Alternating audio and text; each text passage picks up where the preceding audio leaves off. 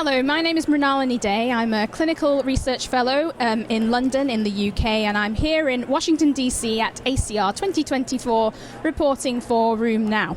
Now, today we have a very special video which will be discussing the workforce crisis, which is a shared dilemma between the country which I work in, which is the UK, and the USA, where we are now for ACR. I'm delighted to be joined by two very special guests. Firstly, Dr. Louise Pollard. Thank you for joining me. And she is a consultant rheumatologist at Lewisham and Greenwich Hospitals in London in the UK, as well as being the training program director for the South London region for rheumatology. I'm also joined by Dr. Bharat Kumar. Thank you for joining me, who is the Rheumatology Fellowship Director at the University of Iowa.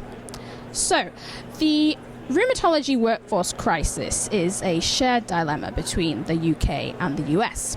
A few years ago, ACR put out a report saying that there is difficulty recruiting to rheumatology across the country, and this has been an ongoing campaign for them to try and increase recruitment levels. Similarly, in the UK, our society, the British Society for Rheumatology, also produced a similar report in the last couple of years, saying that there is a workforce crisis at consultant or attending level. So why is this, and are there any similarities and differences between the two countries? So I'm going to start with you, Dr. Pollard, if that's okay. So the first thing I think I'd like to discuss is, from your perspective as a training program director, have you seen the landscape change, and how have you seen the landscape change in terms of recruitment at the consultant level to rheumatology? Thank you. So I think over the last few years what we have seen is actually an expansion in consultant numbers in the UK, but what we haven't seen is an expansion in the training numbers. So the residents or trainees who are coming into rheumatology, we haven't seen an expansion in those numbers to then be able to recruit into the consultant workforce, which is an issue, of course, because we are expanding our numbers, which is great, and it's great to have more rheumatologists. We do need more rheumatologists in the UK, but if we're not got the trainees there to be able to fill the post, what we're left with, which is what the BSR is saying, are empty posts sitting within the UK, and that is an issue. Thank you. And I think I'd put the same question to you, Dr. Kumar, if I may. Have you seen it personally as well, from where you are? Yes, I have, but it's actually very interesting because it's the opposite problem we have on this side of the Atlantic. That is, we haven't had a meaningful expansion in our training spots, but we've had extensive increase in the number of applicants that are actually applying towards rheumatology, and a lot of interest. And now actually we're one of the most competitive specialties, subspecialties, along with cardiology, GI, and HEMONC. But without an increase in training spots, we're just not able to get these people into practice. So very different situations, but the endpoint is the same. There needs to be support for these training programs and these trainees. Thank you, yeah. So, I mean, Dr. Pollard, you might have something to say maybe about the training spots as well in the UK, but why do you think this is happening at the consultant level, sort of a lack of people going into rheumatology at that point? As I said, I'm not sure that it's a lack of people going in at consultant level. I think that quite rightly they have increased the number of rheumatologists, and I think actually as consultant rheumatologists now in the UK there are more people just doing rheumatology, whereas I think there used to be a lot of jobs that included internal medicine. Because of the perceived need for more rheumatologists, they started to take the two apart, and so there are an awful lot more jobs now that are just pure rheumatology to try and get those rheumatologists in. But if we don't have the people coming through training programs to fill those extra posts, we're left with empty posts.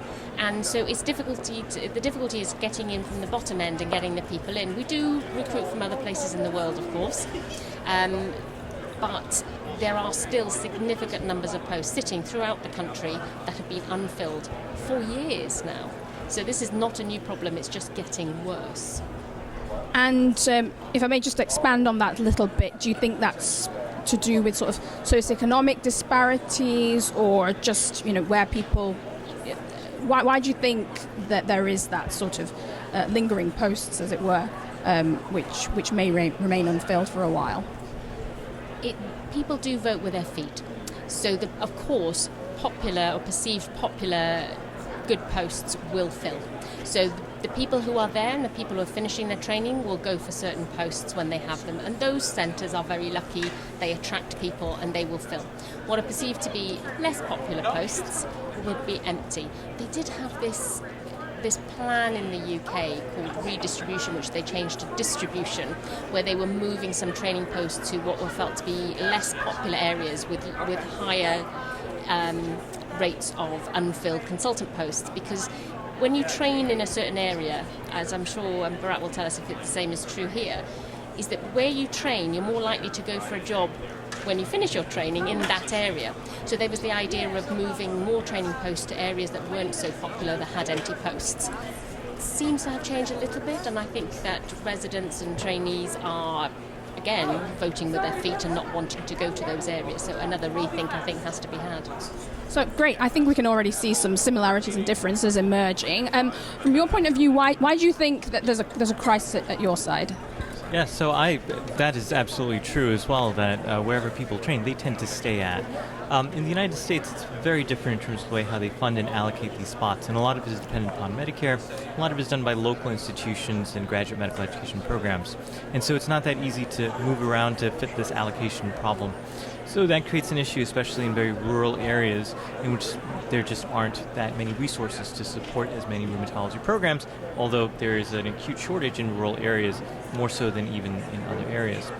The other issues as well is that there's been a lot of retirements in our field. Our field is generally aging, and there's been a sudden surge, actually, of folks who have autoimmune disease or at least have concerns for autoimmune diseases. And so there's been this sudden expansion in the demand, and yet the supply has been about the same and probably decreasing quite a bit. Of course, there are a lot of other differences now. I don't know about in the UK so much, but our non-physician providers, NPPs or APPs, advanced providers, they've been very, very helpful in filling that kind of gap. But it can't happen by itself. We have to have increased number of training programs, and we have to have better allocation of those training programs, and that requires a lot of legislation and a lot of regulation that happens here in Washington, D.C., and that cannot be very easy, right? Yes. So. Thank you. So I guess my final question would probably be, what can we do to improve this situation? That's a very good question without an easy answer, I think. I mean, what we would really be looking for is expansion of training numbers, and so, more places. And as I said, this idea of the redistribution, we actually lost some posts in London because of the idea they brought in the idea of more general medicine, more internal medicine, wanting to make more doctors generalists, which I get there's the idea of generalists, but we are specialists for a reason, and it's slightly detracting from that.